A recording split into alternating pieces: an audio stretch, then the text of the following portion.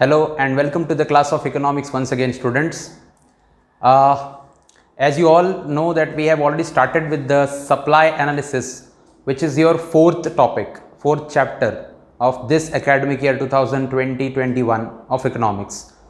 And before this topic, we all have learned about the concept of total output, stock and supply.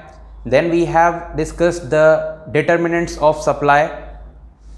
There were total 8 determinants who influence or who determines the supply, and then later on we have discussed we have kept the doubt clearing session with you, and I think I have cleared your doubt without any confusion. So आज जो हमारा आपका topic है वो है individual supply and market supply. आज का हमारा ये नया टॉपिक और तीसरा टॉपिक है इस चैप्टर का, इंडिविजुअल सप्लाई और मार्केट सप्लाई. ठीक है, सो शुरू करते हैं सबसे पहले इंडिविजुअल सप्लाई से. इंडिविजुअल सप्लाई क्या होता है? इंडिविजुअल के बारे में सबसे पहले समझ लीजिए. इंडिविजुअल मतलब होता है सिंगल, सोल, वन. और सप्लाई चैप्टर मैंने जब शुरू किया था तो मैंने आपसे एक कंडीशन रखी थी. कंडीशन ये थी, whenever we learn about supply we have to consider ourself as a producer. आप और मैं, हम बन जाते हैं थोड़ी देर के लिए एक प्रोड्यूसर. और जब हम प्रोड्यूसर हैं तो फिर हमें क्या देखना है? हमें देखना है supply, because we determine the supply. And उसके बाद ये नहीं भूलना है that we also look at the profit. We are profit motive, right? We work for profit motive. So we do that supply for making profit. Now today we have two types of supply. One is your individual supply, another one is your market supply. बस आपको ये देखना है कि individual supply और market supply में जो there was a very thin line between individual and market supply, सिर्फ हमें ये देखना है और ये समझना है कि दोनों में फ़र्क क्या है. तो फिलहाल के लिए हम लोग अपने आप को हम लोग क्या समझ लेते हैं? मैं कौन बन जाता हूँ? मैं I will become a individual supplier. Understand? I will consider myself as a individual supplier and you people become a market supplier. Understand? So this would be our base. ये आधार रखते हुए हम आगे बढ़ते हैं. मैं इंडिविजुअल सप्लायर हूं, मेरी कमोडिटी है मैगी. कॉमन है ना? नहीं, कुछ और ले लूं, एप्पी फिज, फ्रूटी, कोई भी एक कमोडिटी ले लेता हूं ना. So there is a commodity and I am a single supplier of that commodity. Now what individual supply shows? It's showing various quantities of a commodity. Various quantities, not a various commodity. Various quantities of a commodity that a producer is willing. Willing का मतलब क्या होता है? इच्छा है उसकी. किसकी इच्छा है ये? प्रोड्यूसर की, मेरी. टू सेल, मेरी इच्छा क्या है? सेल करने की. That's my willingness. Willingness is to sell at various prices during a given period of time. Full stop. ये लाइन है ना, during a given period of time का मतलब होता है एक वक्त में, दिए गए एक वक्त में मेरे पास क्या क्या चीजें हैं ध्यान देनी है. मेरे पास है वेरियस क्वांटिटीज. प्लीज यहां पे आपने ध्यान फोकस करना है. We have a various quantities but we have only one commodity. Students, we have only one commodity. Commodity कितनी है? One. But we have a various quantities of that commodity जिसे producer is willing to sell. जिसे producer ने इच्छा रखी है कि मैं उसे बेचना चाहता हूं. किस पर? सबसे सेकंड पॉइंट है इसमें वेरियस प्राइसेस. सबसे इंपॉर्टेंट और सबसे इंपॉर्टेंट पॉइंट है, मेन फोकस्ड पॉइंट है कि various prices. So what we have various quantities, we have one commodity, और थर्ड सबसे इंपॉर्टेंट पॉइंट है we have a various prices. Understood? So on the basis on this content we have drawn a schedule of individual supply. ठीक है, सो ये है आपका individual supply का schedule. आइए देखते हैं. ये है आपकी प्राइस ऑफ कमोडिटी, और कमोडिटी है एक्स। चूंकि मैं कमोडिटी डिसाइड नहीं कर पाया इसलिए मैंने ले लिया कमोडिटी एक्स। कुछ भी ले सकते हैं, फ्रूटी ले सकते हो, एप्पल ले सकते हो, बनाना ले सकते हो, कुछ भी ले सकते हो, बट ये ध्यान में रखना है मुझे कि मैं कौन हूं, I am a supplier, I am a producer. Now keeping that in mind I will tell you about my reaction with बदलती हुई प्राइस पे बदलता हुआ मेरा supply.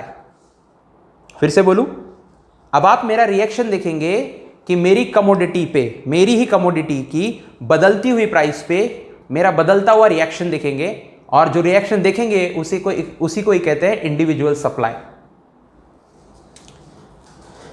Quickly, price of commodity पर केजी में है, मान लिया वो एप्पल है, सो कमोडिटी है एक्स, वहां पे लिख दिया एप्पल, ठीक है, ये हो गया एप्पल। जब उसकी प्राइस है 10, what I have supplied, how much I have supplied, I have supplied 100 kg.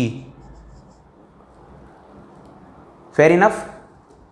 When the price increased from 10 to 20, what become my, that's my nature to that I'll increase my supply, because higher the price, higher would be the supply.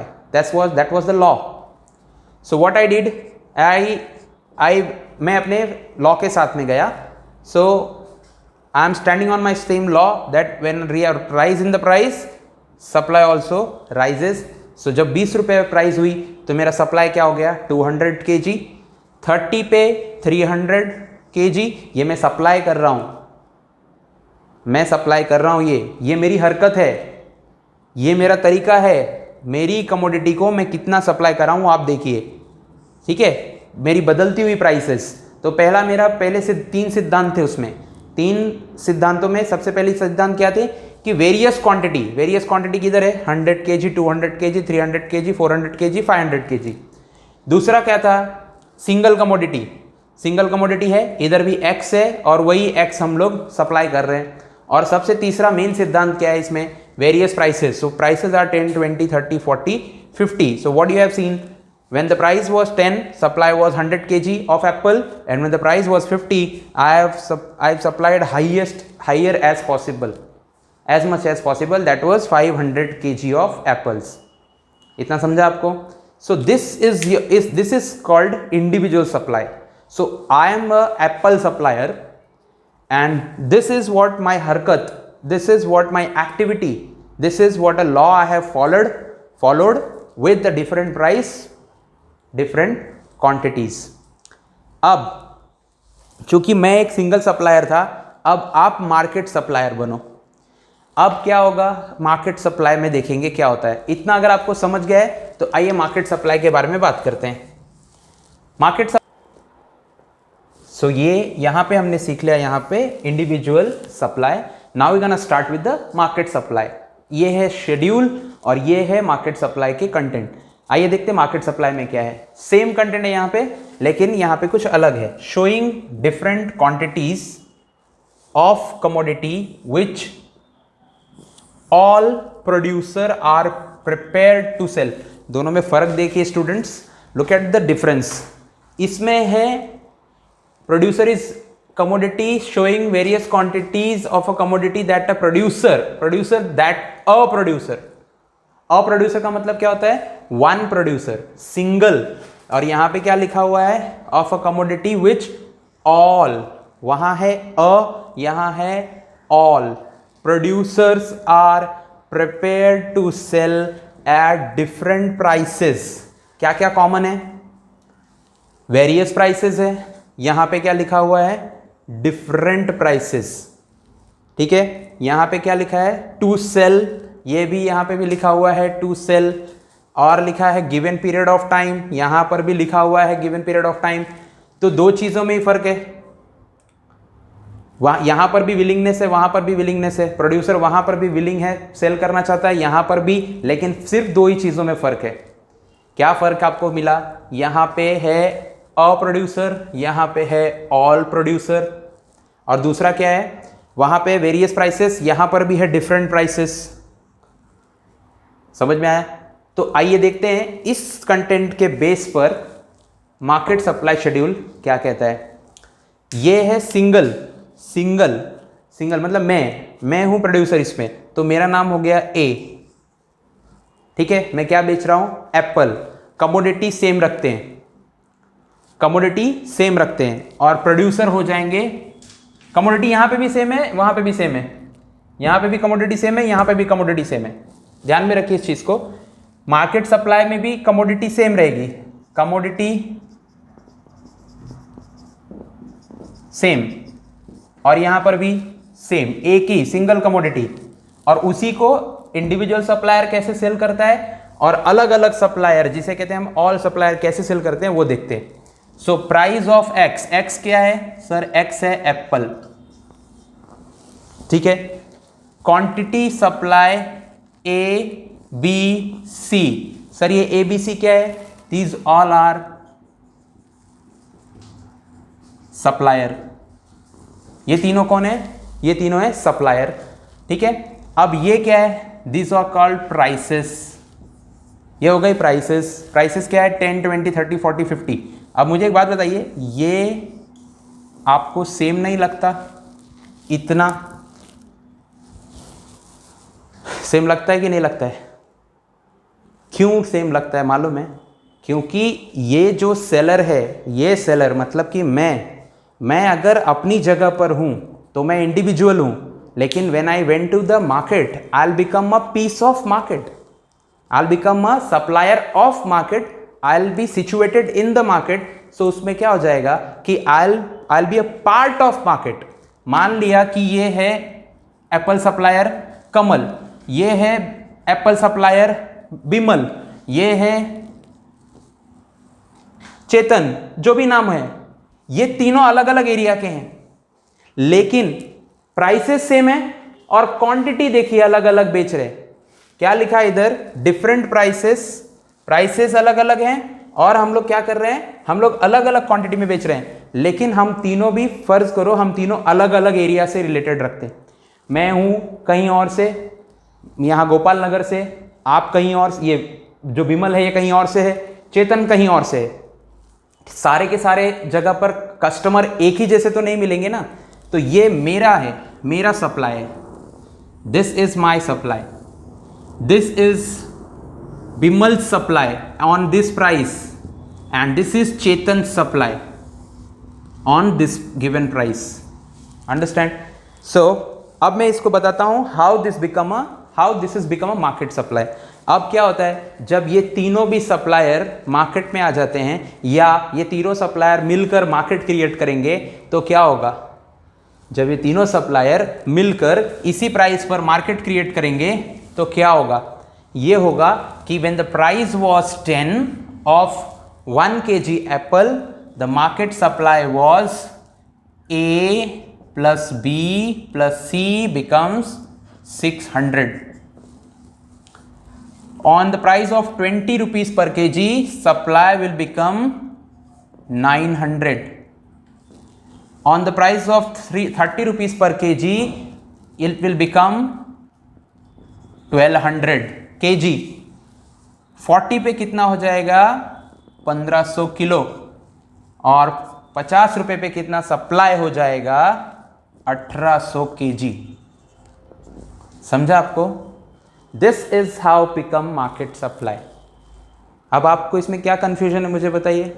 ये एक जगह का producer है, ये 3 अलग अलग जगह के प्रोड्यूसर हैं, अपनी अलग अलग क्वांटिटी को लेकर आए हैं सेल करने के लिए, और जब हमने उनको नोटिस किया और एक साथ मिला दिया तो क्या बन जाता है? Market supply. समझ में आया? अब इस पर, अब इस टेबल पर बेस्ड आउट होकर अगर हम डायग्राम बनाएंगे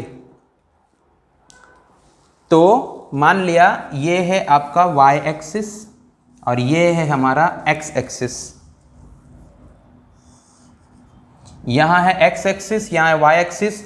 यहां मैंने ले लिया प्राइस ऑफ x, यहां ले लिया क्वांटिटी सप्लाई, यहां ले लिया क्वांटिटी सप्लाई। क्वांटिटी सप्लाई में क्या होगा?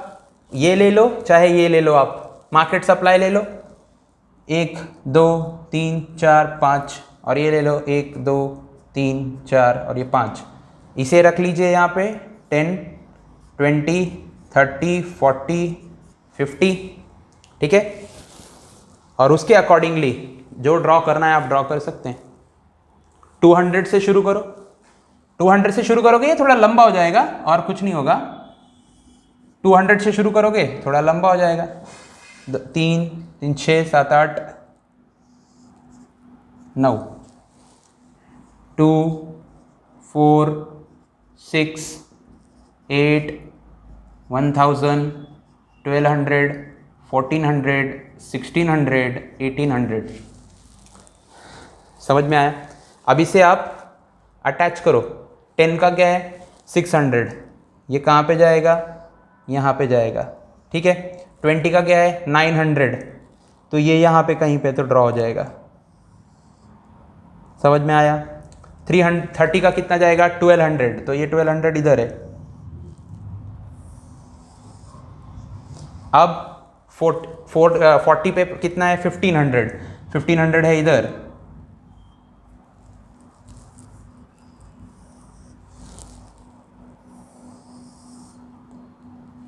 अब आपका 50 प्राइस है तो आपका मार्केट सप्लाई कितना है? 1800, ये आपका समझ में आया? अभी ये हो सकता है थोड़ा बहुत यहाँ वहाँ हो रहा है, लेकिन अब आपका सप्लाई शेड्यूल देखिए। सप्लाई शेड्यूल देखा, डायग्राम देखिए, ये क्या दिखाता है? जो आपने लॉ में पढ़ा था, क्या दिखाता है? सबसे पहला point, SS curve, supply curve slopes upward from left to right, और सबसे main important point, it shows the direct relationship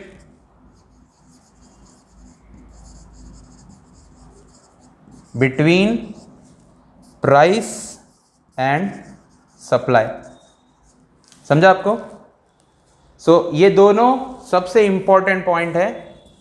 और रहा सवाल आपके टेबल का और डायग्राम का एक्सप्लेनेशन, वो आप आपके पीडीएफ से निकाल सकते हैं, देख सकते हैं, समझ सकते हैं, उसमें कोई डिफिकल्टी नहीं है। ये सिर्फ इसका कॉन्सेप्ट जो समझना था आपको मैंने बता दिया। और कुछ अगर आपको इसमें लगे कि डाउट है या इसमें आपको ऐसा एहसास हो कि ये पॉइंट या कोई पॉइंट नहीं समझा, will discuss that point, that concept in doubt clearing session.